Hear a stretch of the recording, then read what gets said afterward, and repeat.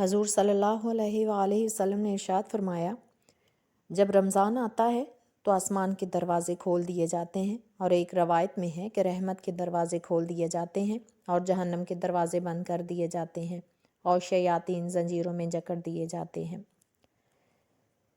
ایک اور جگہ آپ نے ارشاد فرمایا، جنت ابتدائے سال سے سال آئندہ تک رمضان کے لیے آراستہ کی جاتی ہے، اور جب رمضان کا پہلا دن آتا ہے تو جنت کے پتوں سے عرش کے نیچے ایک ہوا حور عین پر چلتی ہے اور وہ کہتی ہے کہ اے رب، تو اپنے بندوں سے ہمارے لیے ان کو شوہر بنا جن سے ہماری آنکھیں ٹھنڈی ہوں اور ان کی آنکھیں ہم سے ٹھنڈی ہوں۔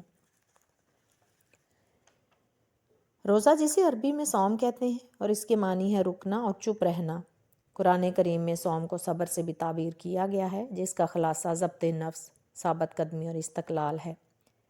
اس سے ظاہر ہوتا ہے کہ اسلام کے نزدیک روزہ کا مفہوم یہ ہے کہ انسان نفسانی ہوا و ہوس اور جنسی خواہشات میں بہہ کر غلط راہ پر نہ پڑے اور اپنے اندر موجود ضبط اور ثابت قدمی کے جوہر کو ضائع ہونے سے بچائے۔ روزمرہ کے معمولات میں 3 چیزیں ایسی ہیں جو انسانی گوہر کو برباد کر کے اسے ہوا و حواس کا بندہ بنا دیتی ہیں، یعنی کھانا پینا اور عورت مرد کے درمیان جنسی تعلقات۔ انہیں چیزوں کو اعتدال میں رکھنے اور ایک مقررہ مدت میں ان سے دور رہنے کا نام روزہ ہے۔ لیکن اصطلاحی شریعت میں عورت کا بانیت، مسلمان کا بانیت عبادت صبح صادق سے غروب آفتاب تک اپنے آپ کو قصداً کھانے پینے اور جماع سے باز رکھنے کا نام روزہ ہے۔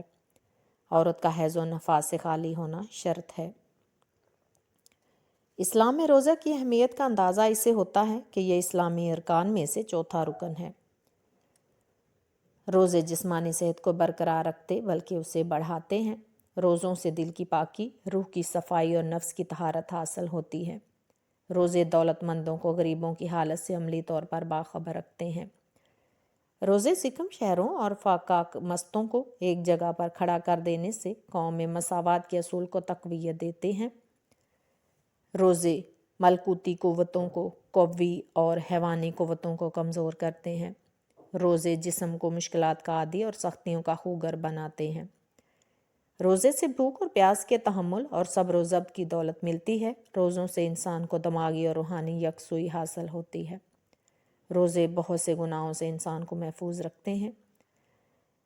روزے نیک کاموں کے لیے اسلامی ذوق و شوق کو ابھارتے ہیں۔ روزہ ایک مخفی اور خاموش عبادت ہے جو ریائی نمائش سے بری ہے۔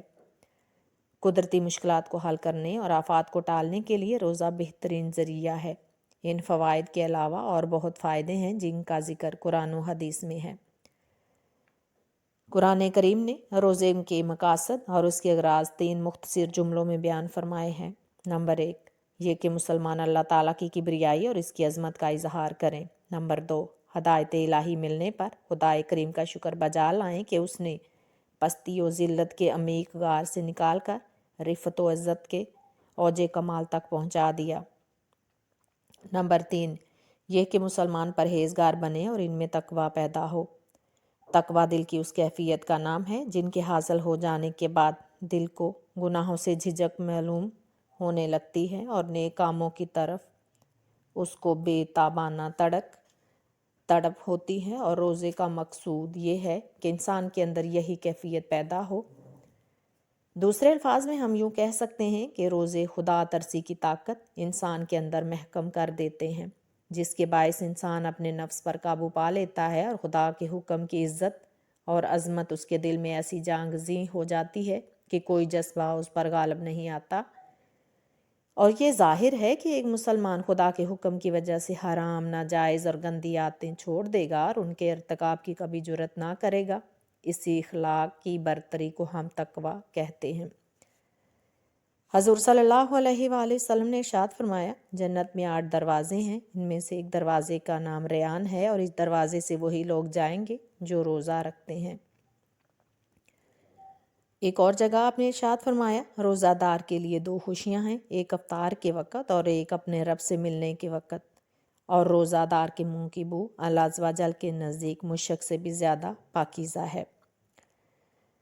رسول اللہ صلی اللہ علیہ وآلہ وسلم نے ارشاد فرمایا، رمضان المبارک کا مہینہ وہ مہینہ ہے کہ اس کا اول رحمت ہے، اس کا اوسط یعنی درمیانہ حصہ مغفرت اور آخرت یعنی آخری حصہ جہنم سے آزادی کا ہے۔ روزہ اللہ عز و جل کے لیے ہے اور اس کا ثواب اللہ عز و جل کے سوا کوئی نہیں جانتا۔ ہر شے کے لیے روزہ ہے، ہر شے کے لیے زکوٰۃ ہے، اور وطن کی زکوٰۃ روزہ ہے اور نصف صبر ہے۔ روزہ داروں کی دعا افطار کے وقت رد نہیں کی جاتی۔ رسول اللہ صلی اللہ علیہ وآلہ وسلم نے ارشاد فرمایا، اگر بندوں کو معلوم ہوتا کہ رمضان کیا چیز ہے تو میری امت تمنا کرتی کہ پورا سال رمضان ہی ہو۔